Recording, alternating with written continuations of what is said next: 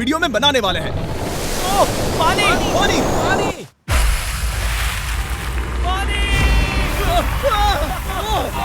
आपने अभी अभी केन्या के एक छोटे से गांव को पीने के पानी का अनलिमिटेड सप्लाई मिलते हुए देखा, वो भी सिर्फ 1 सेकंड में। अभी एक कुआं बना है और 99 बाकी है। आपको ये वीडियो बहुत पसंद आएगा। इन 100 कुओं को मिलाकर 5 लाख से ज्यादा लोगों को पीने का ताज़ा पानी मिलने वाला है। केन्या की इस साइट पर कुछ कुएं बनाने के बाद हम नाइरीरी स्कूल सिस्टम के साउथ में गए और कह सकते हैं कि उन्हें हमसे मिलकर बहुत खुशी हुई। क्या हाल है? मैंने ऐसा नहीं सोचा था। स्वागत के लिए शुक्रिया। समझ नहीं आता कैसे रिएक्ट करूं। बहुत बहुत शुक्रिया दोस्तों। हमारे आने पर इस गांव ने हमारा जोरों से स्वागत किया और नोलन इसमें थोड़ा खो गया। नोलन जैसा अजीब इंसान मैंने कभी नहीं देखा और ये मेरी गलती नहीं है। और फिर वहाँ का स्कूल देखने के बाद ये रहे हमारे मेहमान। क्या हाल है? दिन अच्छा बीत रहा है ना? सबसे मिलकर अच्छा लगा। एक टीचर ने मुझे दिखाया कि स्टूडेंट्स कहाँ से पानी पीते हैं, जो कि एक बहुत ही अनसेफ नदी से आ रहा था। तो आपके स्टूडेंट्स यहीं से पानी पीते हैं? हाँ ये बुरी बात है। हाँ, स्टूडेंट्स हमेशा डायरिया जैसी बीमारी, टाइफाइड जैसी बीमारी की कंप्लेंट्स करते हैं क्योंकि वो ऐसा पानी पीते हैं। तो हाँ। हम कोशिश करते हैं, पर देख रहे हो ना, अब क्या कहा जाए। पर क्या करे, जिंदगी तो जीनी ही है और पानी तो सबको चाहिए होता है। जाहिर है कि इनकी हालत सच में बहुत खराब है। असुरक्षित पानी पीने से इन बच्चों की जिंदगी बहुत कम होती जा रही है। पर कम से कम इस गांव की मदद करने की हम पूरी कोशिश करने वाले हैं। क्या पता ये मुझे फिट आएगा या नहीं। मेरा सिर बड़ा है। देखते हैं पानी मिलता है या नहीं। ओह, ओह। बारिश हो रही है। क्या नजारा है। पानी जमीन से बाहर आने के बाद उसे ऐसे बैरल्स में इकट्ठा किया गया और बैरल्स को वाटर टावर्स पर लगाने के बाद आसपास के गांव के लोगों के पास सिर्फ पीने के लिए साफ पानी ही नहीं था, पर एक प्रेशराइज्ड वाटर सोर्स भी था, जिसका मतलब है कि लॉन्ड्री के लिए सुरक्षित पानी भी मिलेगा। और खींचो। मुझे बताओ ये नोलन की मॉम से कितना हैवी है? नोलन की मॉम से दुगना। ओह गॉड। मैं तुम्हें यहाँ से धकेल दूंगा। ठीक है, इसे अब यहाँ रख दो। हमने केनिया में और 20 कुएं बनाए और उसके बाद इसके जूते में भी कुआं डोंट है। वरी, मेरे दूसरे जूते में भी पानी है। मैं बताता हूँ कि हमने ये 29 कुएं कैसे बनाए। इस विशाल सी ड्रिल से जमीन में सैकड़ों फीट गहरा गड्ढा किया, वो भी पॉल्यूटेड सोर्सेज से होकर सीधे विशाल से पीने लायक पानी तक। उसके बाद हमने पाइप्स इंस्टॉल किए ताकि लोग पूरे अफ्रीका में इन हैंड पंप से पानी ले सके और नाइरीरी में भी। इसे टेस्ट करके देखते हैं। पानी जैसा है। मुझे इस 5 गैलन ड्रम को भरने के लिए 5 मिनट लगे। इससे एक दिन में कितना पानी मिल सकता है? 3600 गैलन्स एक दिन में। ये ना केवल स्कूल के 400 बच्चों को कवर करेगा, बल्कि स्कूल के आसपास के गांव वाले भी इसका अच्छे से इस्तेमाल कर सकते हैं। पानी के लिए शुक्रिया आपका। कोई बात नहीं। ये पंप नॉन स्टॉप 30 सालों तक चल सकता है। आपको लग रहा होगा कि इस तरह का बड़ा काम करने के लिए एक बड़े गवर्नमेंट की जरूरत पड़ेगी, पर ये सच नहीं है। ये प्रॉब्लम सुलझाना बिल्कुल मुमकिन है और ऐसी चीजें करने के लिए इंसानियत को आगे आना ही चाहिए। आपके कामयाबी का राज क्या है? सच कहूँ तो ऐसा कुछ खोजो जो तुम्हें करना पसंद है, उसे लंबे समय तक करो और तुम्हें कामयाबी जरूर मिलेगी। मैं इससे बहुत करीब लाने वाला हूँ। देख रहे हो? मजेदार है ना?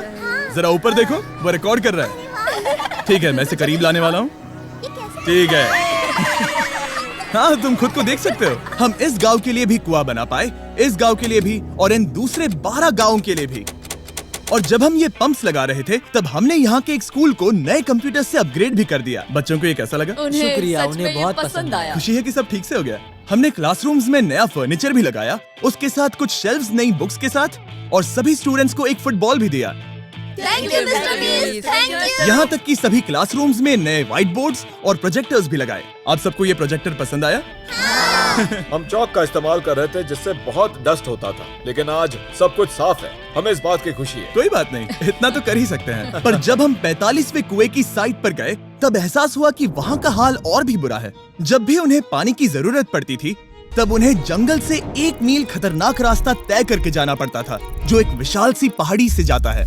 मैं जल्दी उठता हूँ, लगभग सुबह 4 बजे, ताकि मैं स्कूल के लिए पानी ला सकूँ। यहाँ से पानी निकालना सेफ नहीं है। ये जगह बहुत स्लिपरी है, जिससे किसी को चोट लग सकती है। हमने उनके कुएं पर काम करना शुरू किया, तब उन्होंने मुझे दिखाया कि वो पानी कहाँ से निकालते थे।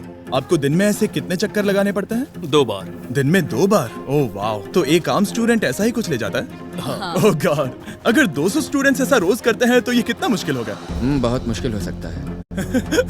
ओह गॉड, ये ढलान तो बहुत बड़ी है। अरे यार, ये ढलान तो रुकने का नाम ही नहीं ले रही। हर रोज मैं सच में दंग रह गया कि ये चढ़ाई कितनी मुश्किल थी। ये सब इतना कुछ करते हैं ताकि वो यहाँ तक पहुँच सके, जहाँ इन्हें साफ पीने का पानी मिल सके। आमतौर पर आप पानी यहीं से लेते हो? हाँ। और पानी भरने के बाद ये जग्स लगभग 18 किलो तक हो जाते हैं, जो इन बच्चों के लिए पहाड़ियों से ले जाने के लिए बहुत मुश्किल है।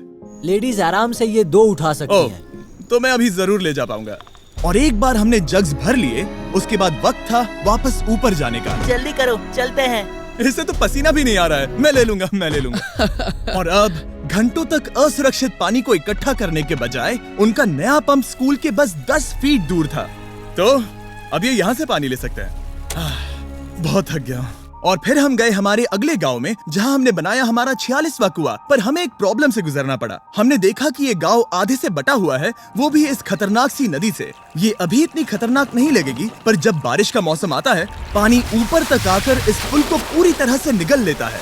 और ये पुल इसलिए इतना जरूरी है क्योंकि वहाँ जो गांव है, वहीं पर सभी हॉस्पिटल्स और स्कूल्स हैं, इसलिए यहाँ से रोज गुजरना पड़ता है। ये खतरनाक है, लेकिन इस पुल के अलावा इनके पास और कोई ऑप्शन नहीं है। जब ये नदी उफान पर होती है तो ये किसी को भी बहा ले जाती है, लोग, स्टूडेंट्स, यहाँ तक कि जानवर भी। हाल ही में इस नदी को क्रॉस करने की कोशिश में हमने 3 लोगों को खो दिया। इस तरह किसी की जान जाना पागलपन है और हम इसे स्वीकार नहीं कर सकते। और जिस पल हमने इस बारे में सुना, तब हमें मदद करनी ही पड़ी। तो पंप तक जाने वाले पुल को जब हमने ठीक करना शुरू किया, तब हमने केन्या से 2000 मील दूर जिम्बाब्वे देश का भी सफर तय किया। अफ्रीका में आए 1 हफ्ते से ज्यादा हो गया है और अब भी कई पंप्स लगाने बाकी है। तुम में से बदबू आ रही पर है। मैंने सुबह ही शावर लिया था। बात होते ही मैं हाथ नीचे ले लूंगा।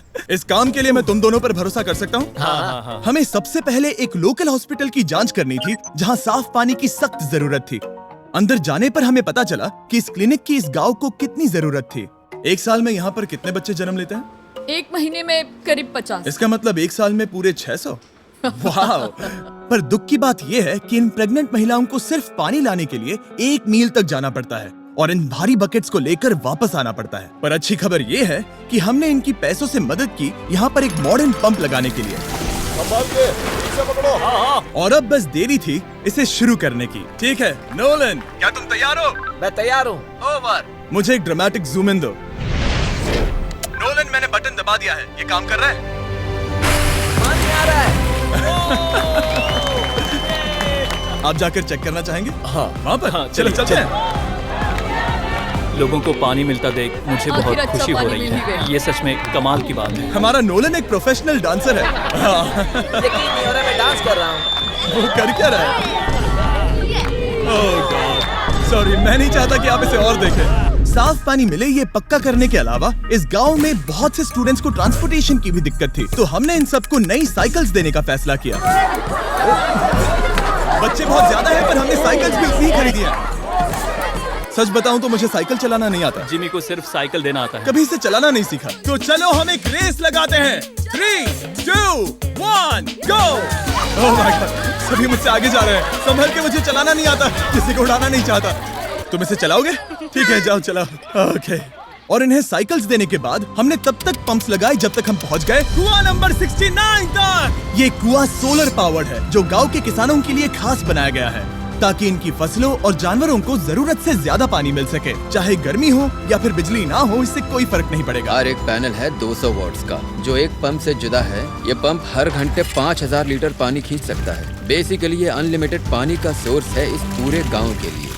ये बहुत बढ़िया है। और जिम्बाब्वे छोड़ने के बाद हम चाहते थे कि अफ्रीका की सभी कम्युनिटीज को पानी मिलता रहे, इसलिए हमने और कुछ पंप्स बनाए युगांडा में, सोमालिया में और कैमरून में। कैमरून में हमने क्या क्या किया ये देखने के लिए फिलैंथ्रोपी चैनल पर हम जल्द ही एक वीडियो अपलोड करने वाले हैं। इन गाँव में वक्त बिताने पर मुझे एहसास हुआ कि पंप्स लगाना कितना जरूरी होता है। कैसे ये खेती को पानी देते हैं, भूखे का पेट भरते हैं, कैसे ये हॉस्पिटल्स को साफ सुथरा रखते हैं और सबसे जरूरी कैसे ये आने वाले पीढ़ी के बच्चों के लिए लंबी और हेल्दी जिंदगी जीने में मदद करते हैं और इससे कम्युनिटीज का भविष्य भी सेफ हम होता है। बहुत समय से इंतजार कर रहे हैं साफ पानी के लिए। Water is life. और कुछ लोकल लोगों की मदद से हमने आखिरकार ये पुल पूरा कर ही लिया, जिसे ये कम्युनिटी अगले 100 सालों तक इस्तेमाल कर सकती है। कई जिंदगियां बचेगी, परिवार एक साथ आएंगे, परेशानियां चली जाएंगी। इस वीडियो में हमने जो 100 पंप्स लगाए हैं वो कई जिंदगियां बदल देंगी, पर ये काफी नहीं है। इसीलिए मैं चाहता हूं कि आप जाने से पहले beachphilanthropy.org/wells पर जाएं और मुमकिन हो तो पैसे डोनेट करें। मैं सच कह रहा हूं, हमें इस वीडियो से एक पैसे का भी फायदा नहीं हो रहा है। इस वीडियो से जितने भी पैसे आएंगे वो 100% इन पंप्स को बनाने में खर्च होंगे, वो भी पूरी दुनिया में। पता है ये अजीब है कि एक यूट्यूबर को ये सब करना पड़ रहा है, पर किसी को तो करना ही होगा। अगर कोई नहीं करेगा तो हम ये करेंगे ही। आप देख सकते हैं इस काम से कई कम्युनिटीज की जिंदगियां बदल रही हैं। और फाइनली 100वां पंप। ओह माय गॉड, मुझे माफ करना।